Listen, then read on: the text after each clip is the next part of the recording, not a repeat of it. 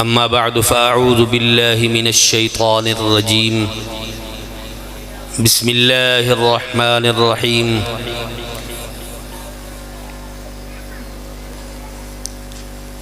اقرأ باسم ربك الذي خلق خلق الإنسان من علق اقرأ وربك الأكرم الذي علم بالقلم علم الإنسان ما لم يعلم وقال النبي صلى الله عليه وسلم كن في الدنيا عالما أو متعلما أو معينا لهما ولا تكن رابعا فتهلك أو كما قال النبي صلی اللہ علیہ وسلم۔ حضرات محترم، میں سب سے پہلے اس پروقار اور پر انوار محفل میں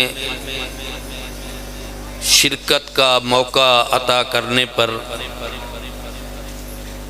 معارف القرآن اکیڈمی کے پرنسپل جناب قاری ظہیر صاحب کا شکر گزار ہوں کہ انہوں نے مجھے یہ سعادت بخشی اور وہ ہمیشہ مجھے یاد کرتے ہیں اور میں ان کی خدمت کے لیے ہر وقت تیار رہتا ہوں۔ اللہ رب العزت خیر کے کاموں میں ہم سب کو ایک دوسرے کا معین و مددگار بنائے۔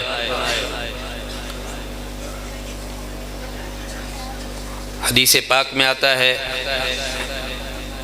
کہ دنیا میں مختلف لوگ ہیں، کچھ خیر کا مجموعہ ہیں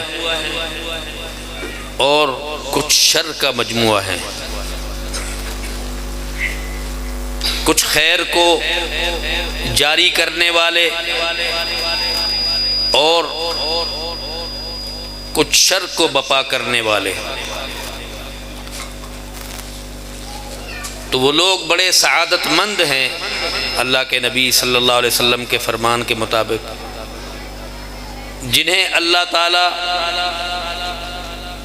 خیر کی چابی بنائے اور شر کا تالا بنائے، یعنی ہر خیر میں ان کا حصہ ہو۔ جیسے چابی سے تالا کھلتا ہے تو وہ چابی بنتے ہیں خیر کی، یعنی ہر خیر میں ان کا عمل دخل ہوتا ہے، ان کا ایک وافر حصہ ہوتا ہے،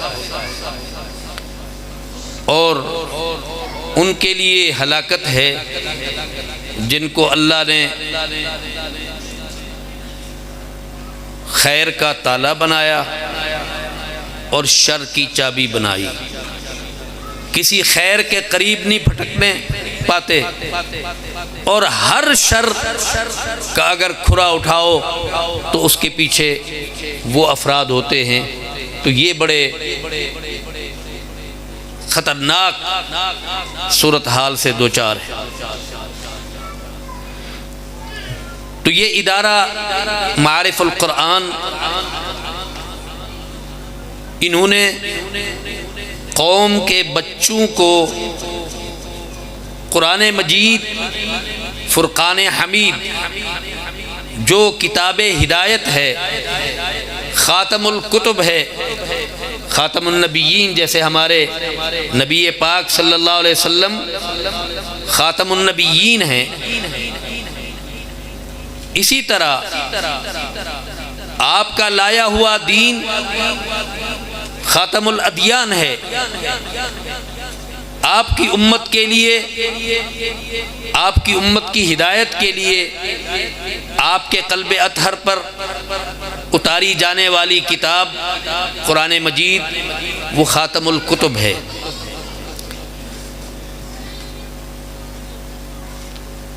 حضور پاک صلی اللہ علیہ وسلم سے پہلے 1,24,000 کم و بیش انبیاء علیہم السلام آئے۔ کچھ انبیاء پر چھوٹی کتابیں جنہیں صحیفہ کہا جاتا ہے، صحف، اور کچھ پر بڑی کتابیں جیسے تورات ہے، زبور ہے، انجیل ہے۔ تو جتنی بھی کتابیں چھوٹی یا بڑی جن جن انبیاء پر ان کی قوموں کی ہدایت کے لیے اتاری گئیں، ان کتب کی حفاظت کی ذمہ داری اللہ رب العزت نے ان قوموں کے سپرد کی جن کی ہدایت کے لیے وہ کتابیں اتاری گئی تھیں۔ بِمَا اسْتُحْفِظُوا مِن کِتَابِ اللَّهِ وَكَانُوا عَلَيْهِ شُهَدَاءَ۔ چونکہ ان کا دورانیہ محدود تھا، مختصر تھا، کسی کا ایک علاقے کے لیے، کسی کا ایک قوم کے لیے، اور قوم کے لیے یا علاقے کے لیے وہ بھی بہرحال محدود تھا۔ جب وہ اس دنیا سے رخصت ہوتے تو ان کا دین بھی ان کے ساتھ رخصت ہو جاتا۔ تو ان کتابوں کی حفاظت اللہ رب العزت نے ان قوموں کے سپرد کی جن کی ہدایت کے لیے وہ کتابیں اتاری گئی تھی۔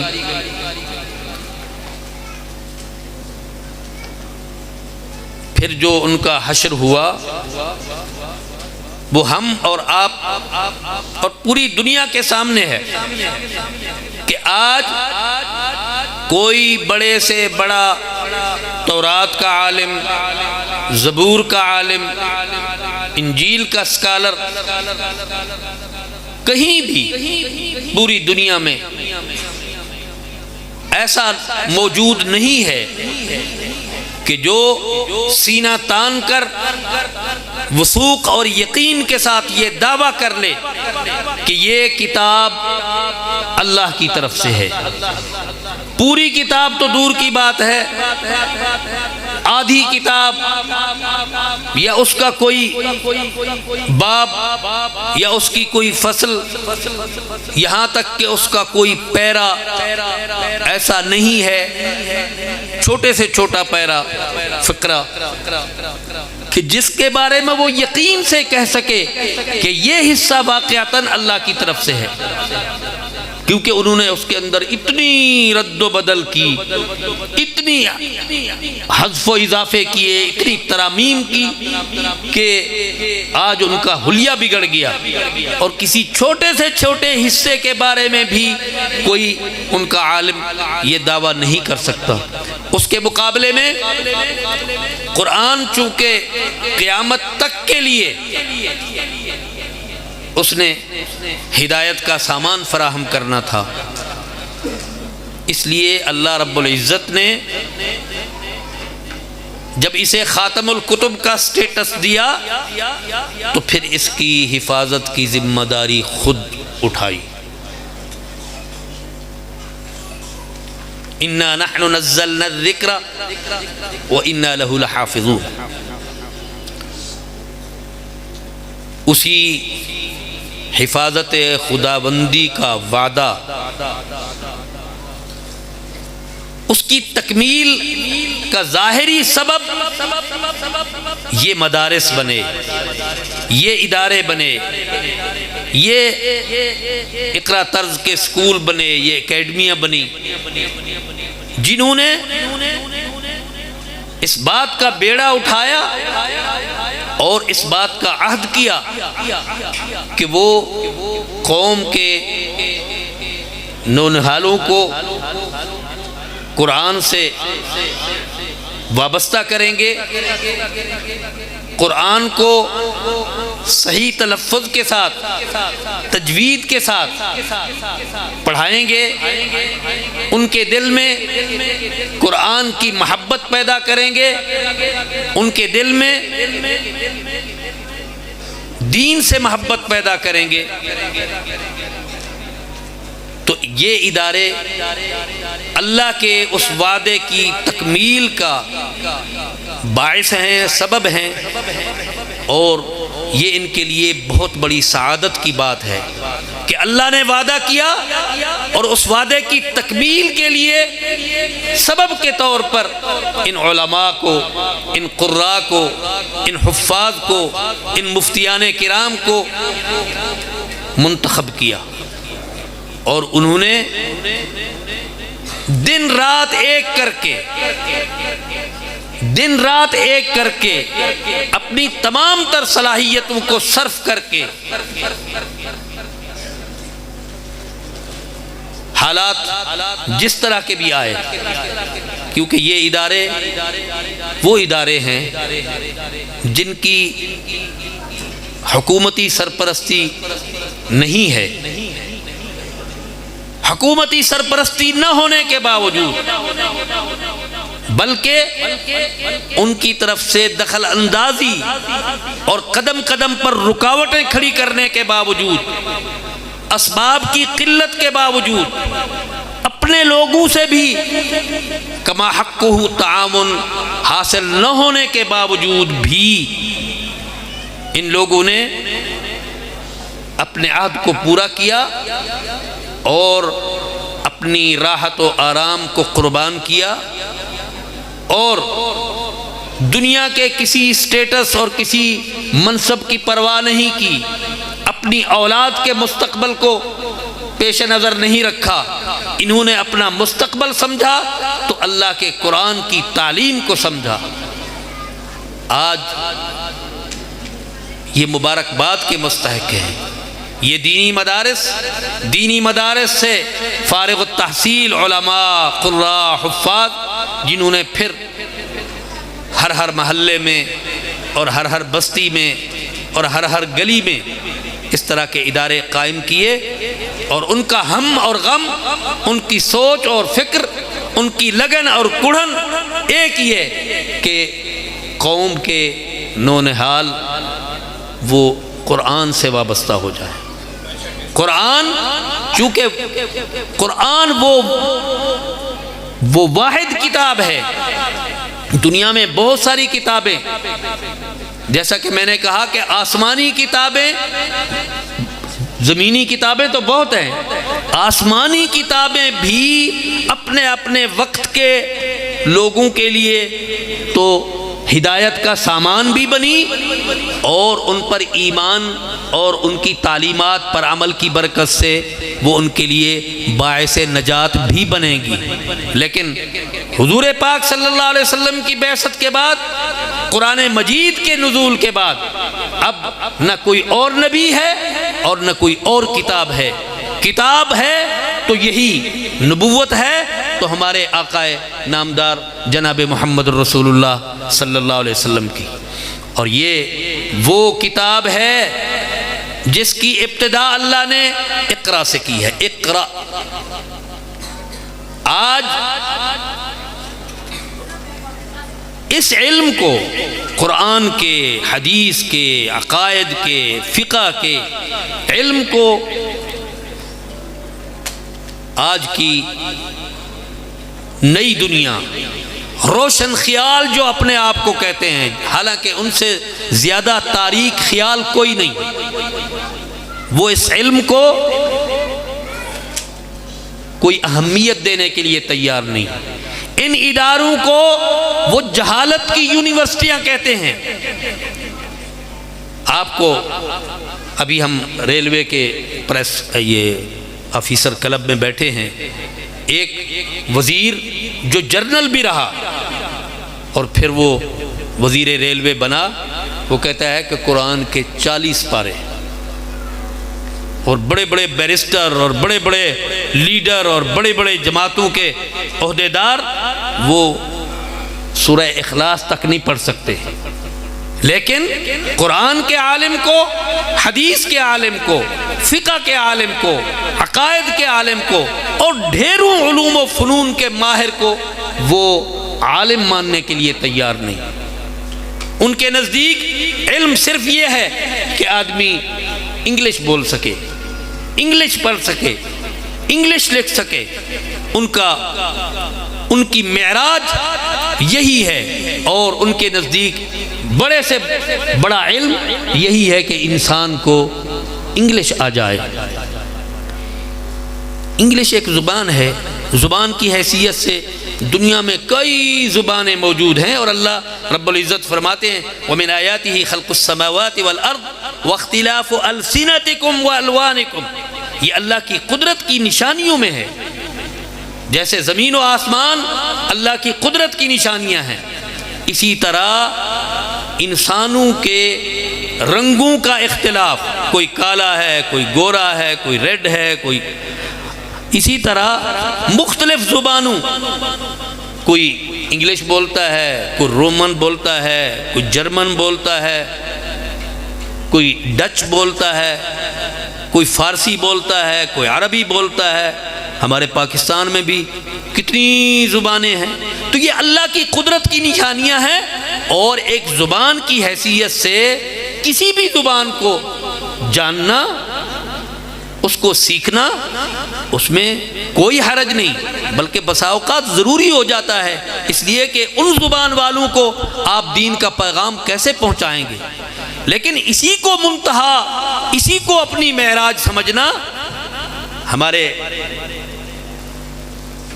ہماری مرعوبیت کا یہ عالم ہے کہ بڑے بڑے دیندار بھی بچہ جو ہی ذرا بولنے لگتا ہے تو اس کو انگلش کے الفاظ سکھاتے ہیں، اسکولوں میں داخل کرتے ہیں، اور جب وہ بچہ آ کے انگلش میں بات کرتا ہے، کسی چیز کے بارے میں سوال کرتے ہیں کہ یہ کیا ہے، وہ انگلش میں جواب دیتا ہے، تو وہ خوشی سے نہال ہو جاتے ہیں، جھوم جاتے ہیں۔ حالانکہ قرآن اور قرآن کے بارے میں اچھے بھلے دیندار بھی بچوں کو یا تو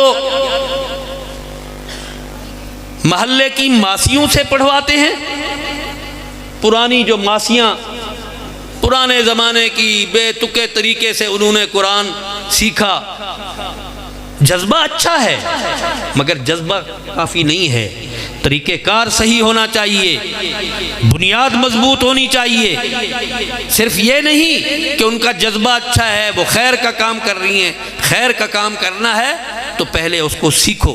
وَأْتُوا الْبُيُوتَ مِنْ أَبْوَابِهَا۔ تو یہ ماسیوں سے قرآن پڑھوانا یا مسجد میں عصر کے بعد، مغرب کے بعد، بس ایسے ایک فارمیلٹی جس کو کہتے ہیں نا خانہ پوری کے لیے ہم بچوں کو بھیجتے ہیں۔ سکولنگ کے لیے، عصری تعلیم کے لیے تو ہم اچھے سے اچھے سکول کا انتخاب کرتے ہیں، اچھے سے اچھے ٹیوٹر اور اتالیق اور استاذ کا انتخاب کرتے ہیں، لیکن جب قرآن کی باری آتی ہے تو بس ان کو ماسیوں کے حوالے کر دیتے ہیں، یا بے سند اور کم علم اور بعض دفعہ بالکل اس علم سے نابلد لوگوں کے حوالے کر دیتے ہیں۔ تو یہ ہماری قرآن سے غفلت اور قرآن کی ہمارے دل میں اہمیت نہ ہونے کی دلیل ہے۔ انگلش تو اگر بچہ بولے، ہر لفظ جس معنی کے لیے وضع کیا گیا اسی معنی کے لیے اسی موقع پر وہ بولتا ہے، فر بولتا ہے، لیکن اس کا لب و لہجہ اگر انگریزوں والا نہیں۔ انگلش کے بھی لب و لہجے ہیں، امریکنوں کا الگ ہے، یو کے کا الگ ہے، دوسری جگہوں کا الگ ہے۔ تو جب تک اس کا لب و لہجہ انگریز والا نہ ہو، ان زبان والوں کا نہ ہو، وہ کتنی اچھی انگلش بولتا ہو، کتنی فرفر بولتا ہو، کتنے مشکل سے مشکل الفاظ وہ استعمال کر سکتا ہو، کلام کے تمام اسالیب پر وہ قادر ہو، لیکن لب و لہجہ اس کا ٹھیک نہیں ہے تو کوئی اس سے خوش نہیں ہوتا. کہتے ہیں یہ پنجابی ڈھگا ہے، ڈھگا جانور کو کہتے ہیں، یہ کیا ہے؟ لیکن قرآن جو اللہ کی کتاب ہے، قوموں کی ہدایت کے لیے نازل ہوئی، قیامت تک رہنی ہے، اس نے ہدایت کا سامان فراہم کرنا ہے، اسی کو پڑھ کر، اسی کی تعلیمات پر عمل کر کے ہم نے نجات پانی ہے، ہم نے سرخروئی حاصل کرنی ہے، ہم نے اللہ کی رضا اور خوشنودی حاصل کرنی ہے. اس کی تعلیم کا کیا ہے کہ یا ماسیوں کے حوالے یا بے سند لوگوں کے حوالے، اور وہ ایسا وقت جس میں نہ کوئی نشاط ہو، نہ اس کی کوئی توجہ ہو، بس کھانا پوری کے لیے ہم بچوں کو مسجد میں بھیج دیتے ہیں اور سمجھتے ہیں کہ ہم نے قرآن کا حق ادا کر دیا. چنانچہ پٹھان اپنی پشتوں میں قرآن پڑھتا ہے، پڑھ تو وہ قرآن تھا، قرآن رہتا پڑھتا تو وہ قرآن کو ہے، لیکن اس کا سارا لب و لہجہ انداز وہ پشتوں والا ہے. بلوچی بلوچی انداز میں پڑھتا ہے، پنجابی پنجابی انداز میں، سرائکی انداز میں. تو یہ قرآن کی توہین ہے، قرآن کی توہین ہے. ضرورت ہے کہ ہم ان اداروں کی قدر کریں. انہوں نے اپنی ساری صلاحیتیں اس کے لیے صرف کی. انہوں نے اپنے سٹیٹس کو نہیں دیکھا، انہوں نے اپنے بچوں کے مستقبل کو نہیں دیکھا، انہوں نے معمولی اجرت پر اور معمولی معاوضے پر قوم کو قرآن مجید کی صحیح تعلیم کا اہتمام کیا ہے. ہمیں ان کی قدر کرنی چاہیے. تعاونوا علی البر والتقوی ولا تعاونوا علی الاثم والعدوان.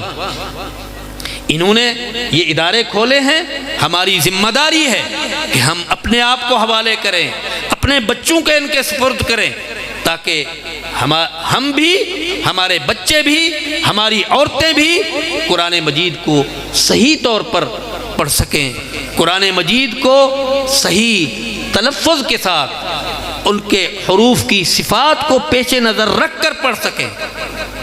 حدیث میں آتا ہے کہ بہت سارے قرآن کے قاری قرآن پڑھتے ہیں، والقرآن یلعنہ، وہ قرآن پڑھ رہے ہیں. جس قرآن کے پڑھنے پر حدیث میں آتا ہے ایک ایک حرف پر 10 نیکیاں ملتی ہیں. اور اللہ کے نبی نے فرمایا صلی اللہ علیہ وسلم نے، لا اقول الف لام میم حرف بل الف حرف ولام حرف ومیم حرف. الف لام میم ایک حرف نہیں ہے، الف لام میم 3 حرف ہیں. 3 الف ایک حرف ہے، لام دوسرا حرف ہے، میم تیسرا حرف ہے. گویا جب کوئی بندہ الف لام میم پڑھتا ہے تو اسے 30 نیکیاں ملتی ہیں.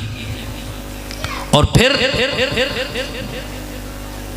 بعض حضرات تو کہتے ہیں کہ یہ الف لام میم 3 نہیں ہیں بلکہ 9 ہیں.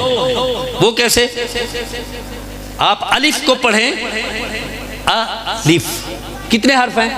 3. حمزہ ہے، لام ہے، فا ہے، ہر حرف میں 3 ہے. پھر لام ہے، الف ہے، میم ہے.